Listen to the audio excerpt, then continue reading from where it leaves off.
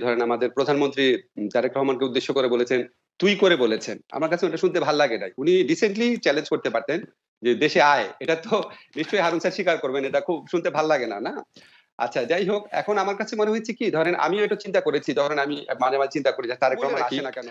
আমাদের যে বর্তমান প্রধানমন্ত্রী আছে উনি কেন ৭৫ সনে আসেনি? খেয়াল করে দেখেন। উনার মতো উনার পরিবার প্রিয় মানুষ উনি এখনো কথা বলে বঙ্গবন্ধুর কথা, শেখ রাসেলের কথা, উনার মার কথা বললে উনার বুক বিদীর্ণ হয়ে যায়। কিন্তু উনি ৬ বছর আসেন নাই।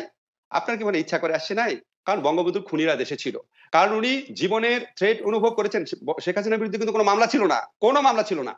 জাস্ট বঙ্গবন্ধুর খুনিরা না দেশে প্রফেসর আসতো, আসিফ নজরুল আমি একটু উনি ছোট্ট করে সিকিউর বলি, ফিল করেন। একটু ছোট্ট করে বলি। জি, ৭৫ এ জি, ১৫ আগস্টের সাথে জি, বর্তমান সময়ের তুলনাটা এবং ৭৫ এ ১৫ আগস্টে ১০ বছরের জি, শিশু রাসেল সহ সবাইকে খুন করে জি। ফেলার সাথে বর্তমান সময়ের তুলনা করাটা একটু না, আমি তো সেটা করছি না। আপনি আমি এটা বলছেন যে করছি না। ৭৫ আমি এ তুলনা জি, করছি ভীতিটা। No, no, no. আমি তুলনা করছি ভীতিটা।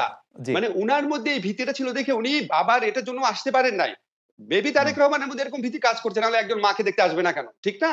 এটা আমি চিন্তা করছি যে আপনি বর্তমান পরিস্থিতি আপনারা জানেন হুম। কি, কি করা সম্ভব। একটা দেশের প্রধানমন্ত্রী যখন প্রকাশ্যে এরকম বলেন, তা আমারই তো ভয় লাগছে বোধহয় এয়ারপোর্ট থেকে বোধহয় মানে বের হইতেও পারবে না বোধহয় সম্ভবত। আমারও সত্যি মনে হয় এরকম।